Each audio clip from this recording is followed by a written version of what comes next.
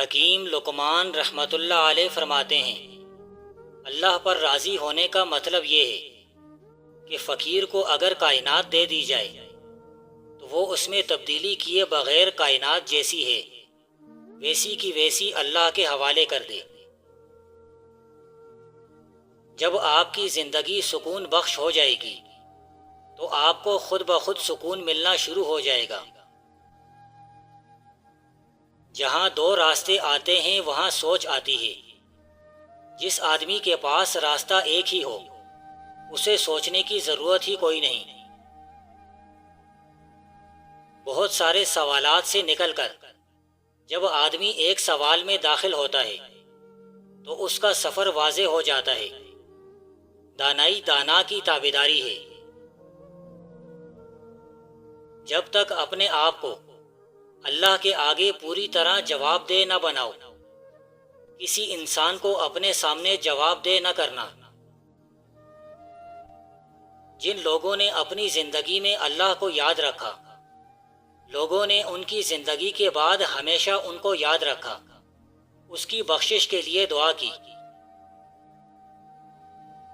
جس بندے نے اس زندگی میں کسی زندگی کو رخصت ہوتے دیکھ لیا، وہ کبھی یہاں کی چیزوں کا تقاضا نہیں کرے گا۔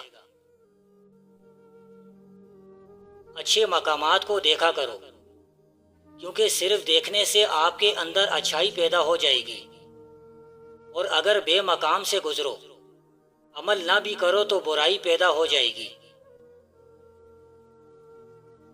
عشق کی کم از کم ایک بات ضرور ہے کہ عشق اپنے دین کو بڑے ادب سے قبول کرتا ہے، عبادت شوق میں داخل ہو جاتی ہے۔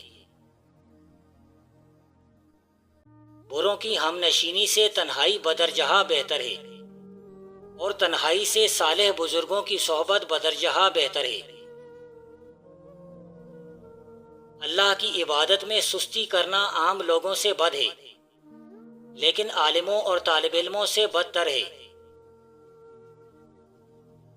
اگر صاحب مرتبہ شخص لوگوں کی خدمت میں مصروف ہو تو سمجھو کہ اس کا یہ مرتبہ انعام ہے۔ گداگر وہ ہوتا ہے جو ہر روز ایک مقام پر ایک جیسی صدا لگاتا ہے۔ اپنے شوق کی حفاظت کرو، اس کی قدر کرو۔ اس کے اندر علم ہے، فیض ہے۔ صاف نیت کے ساتھ جو عبادت ہو وہ اللہ تعالیٰ کو بہت منظور ہوتی ہے۔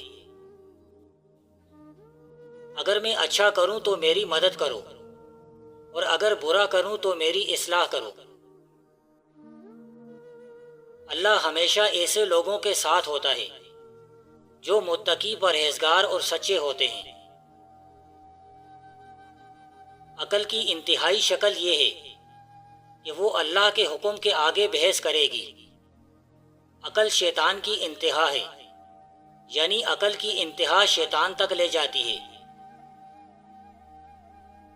طلب صادق اس بندے کی ہوتی ہے جس کو منزل سے نوازا ہو، اور جس کا عشق منظور ہو جائے ان کو طالب صادق بنا دیا جاتا ہے۔ عبادت ایک پیشہ ہے اور دکان اس کی خلوت ہے۔ رأس المال اس کا تقویٰ ہے اور نفع اس کی جنت ہے۔ اخلاص یہ ہے کہ اعمال کا عوض نہ چاہے، دنیا کو آخرت کے لیے اور آخرت کو اللہ کے لیے چھوڑ دے۔ جانوروں اور انسانوں میں ایک فرق یہ بھی ہے کہ جانوروں کو نہ ماضی کی یاد رہتی ہے اور نہ مستقبل کا خیال۔ گداگر وہ ہوتا ہے جو ہر روز ایک مقام پر ایک جیسی صدا لگاتا ہے۔ سورج کے نمایاں ہونے کے لیے تاریکی درکار ہے۔ گفتگو میں اختصار سے کام لو۔ کلام اتنا ہی مفید ہوتا ہے جتنا آسانی سے سنا جا سکے۔ لمبی بات گفتگو کا کچھ حصہ ذہنوں سے ضائع کر دیتی ہے۔ جس ترازو میں باطل کے سوا کچھ اور نہ ہو اس کو ہلکا ہی ہونا چاہیے۔ اپنے نفس کا حساب لو، اس سے پہلے تمہارا حساب لیا جائے۔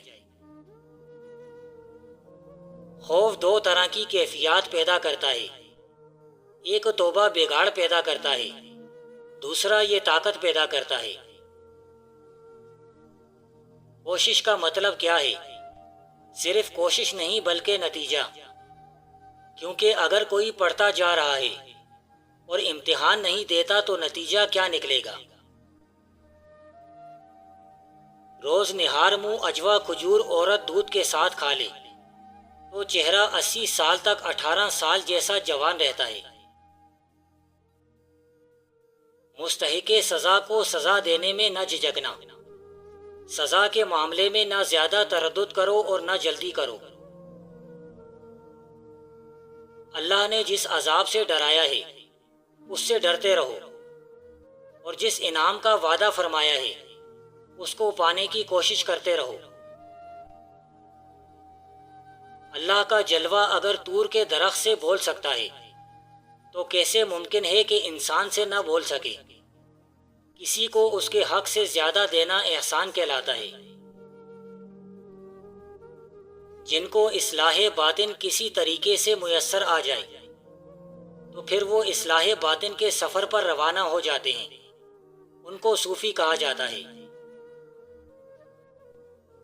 جلدی کرو کیونکہ موت تمہارے پیچھے لگی ہوئی ہے، جو تمہیں تلاش کر رہی ہے، اور اس کی رفتار بہت تیز ہے۔